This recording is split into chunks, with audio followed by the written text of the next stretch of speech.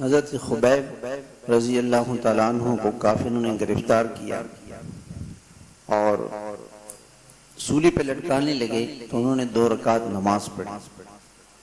کہ اللہ سے ملاقات کا وقت قریب ہے، چلو اللہ سے تھوڑی سی بات کر لو، مناجات کر لو۔ اور انتقال کے وقت تو لوگ کہتے ہیں نا کہ بھئی ہمیں فلاں کو سلام، فلاں کو سلام، تو کہا کہ نہیں، بس ہم اللہ سے بات کریں گے۔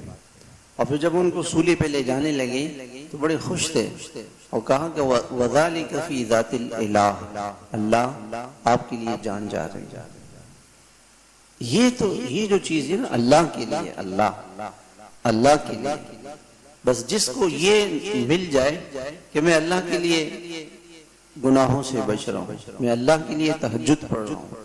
میں اللہ کے لیے گشت کر رہا ہوں، میں اللہ کے لیے چلہ لگا رہا ہوں، میں اللہ کے لیے سروزہ لگا رہا ہوں، میں اللہ کے لیے تعلیم میں بیٹھ رہا ہوں۔ یہ نہیں کہ ساتھی کہیں کہ آپ تعلیم میں کیوں نہیں بیٹھے، اس لیے میں تعلیم میں بیٹھ جاتا ہوں۔ اللہ کے لیے، ہر چیز اللہ کے لیے۔ تو اللہ پاک نے، اللہ نے اپنی قدرت کا اظہار فرمایا۔ آگ تھی، اللہ نے کہا اب جلانا نہیں ہے،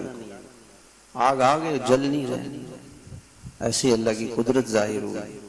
اللہ کی طاقت ظاہر ہوئی، آگ بھی ہے، جل نہیں رہے، بڑے مزے سے